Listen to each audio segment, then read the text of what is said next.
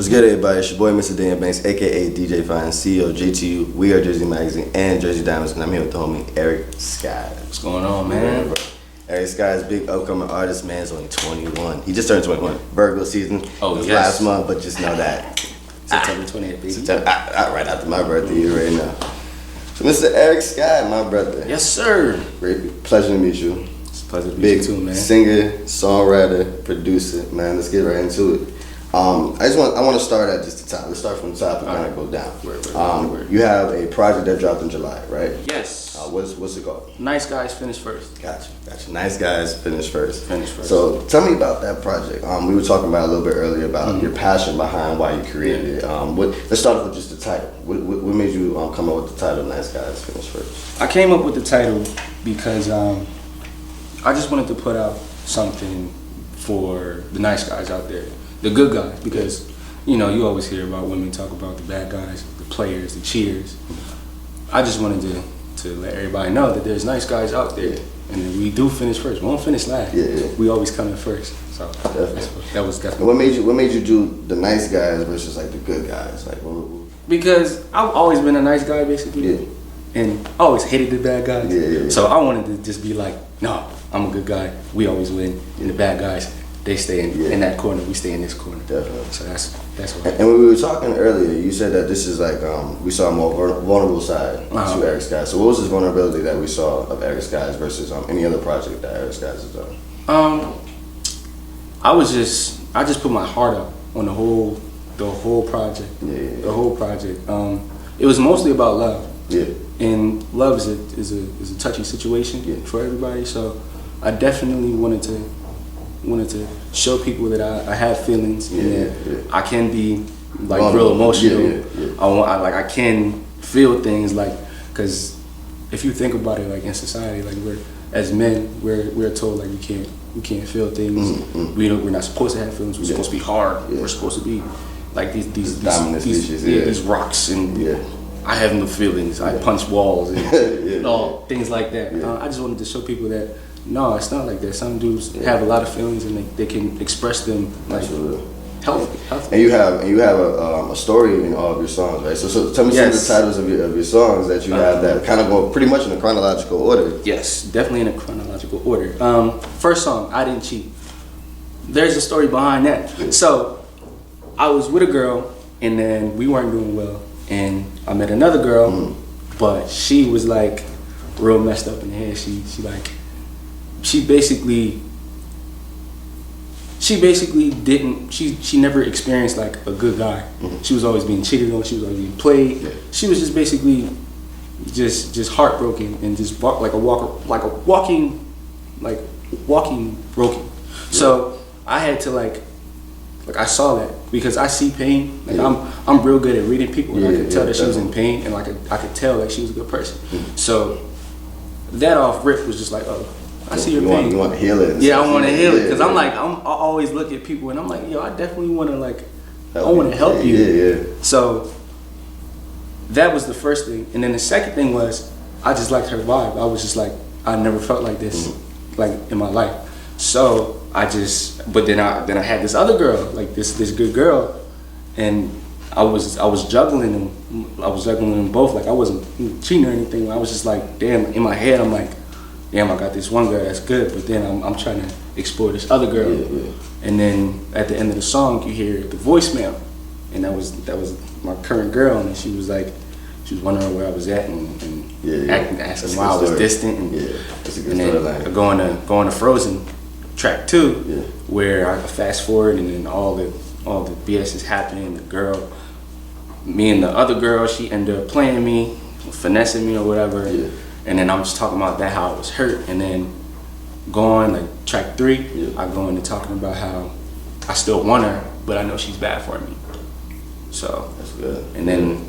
And this is meanwhile the girl that you're trying to heal that you're still trying to get back to instead of the good girl that was already there. Exactly. It's basically like a karma, a karma kind of, because I'm going with the girl that I know is bad for me, but I got the girl that's good for me in the back seat. You feel me? So like just going all the way down, it's like a process of oh, I want you to, oh, you hurt me, to oh, I'm healing, oh, I found somebody else, and now I'm good. Now I'm good, yeah.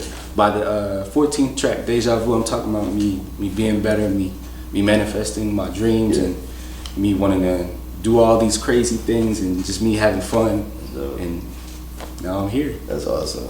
That's actually a really good story. It's really good. Now, going to your manifesting point, let's talk about the fact of you manifesting your dreams as an artist and producer now. Like the fact that you actually took something that was a hobby, wanting to be a football player, to now actually being such a creative individual, and now so you're a singer, songwriter, and you're a producer. So tell me about your journey from the fact that you took pen to paper and made it a reality now for you. Well, it all started early when I was like 9 years old. My aunt actually put me into musical theater. She actually worked at my local high school, and they were looking for young kids for this musical. It's a movie too. Wizard of Oz. I was actually the mayor of Munchkinland in that show. Yeah, so I did that, and from then on, I was just always in the musicals, always singing, and my family actually didn't know I was good at it, like really good at it, until I hit maybe 8th grade. It was like, oh, you could really sing. I was like, yeah, I could really sing. But before that, I was all in on football. I was a really good football player, but in high school, I didn't get the right coaches that believed in me, which made me lean towards musical theater. And then we always had a talent show in our high school. So every year I did that, and then I got second my freshman year, second again my sophomore year. I won my junior year, and I got third my senior year. My senior year was when my friend was like, "Yo, why don't you just do music? You make all these songs for the talent shows, and people like them. Why don't you just start, making music for real? Why don't you just lock in on that?" And football wasn't working out, so I was just like, "All right, cool. I'll just make music." I didn't know. I had no idea that I would be this serious, but I would be like, yo, like I'm about to, like I want to be like the hugest thing ever. Like I never thought that I would be here. Like thinking back to freshman year, I never would have thought I would be here, making songs, producing, making beats. I remember my senior year, I made this beat off of my iPhone. Really? I sampled it and everything. It was Cupid by 112. And, the throwback. The throwback joint. The throwback joint, yeah. And I was showing everybody in my school, and I'm like, they were like, yo, this joint hot. Like, why aren't you like making albums and shit? I'm like, you know what? I should. So here I am, man. Definitely.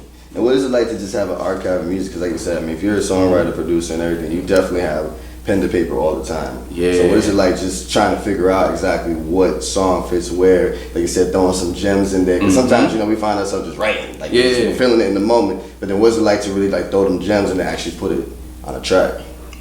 Whew. Well, it feels amazing, and you always, as an artist, you always want to put something out that isn't just going to be temporary. You want something to last. Yeah. So with the album, I tried to definitely go with the current times, but at the same time, I definitely wanted to throw some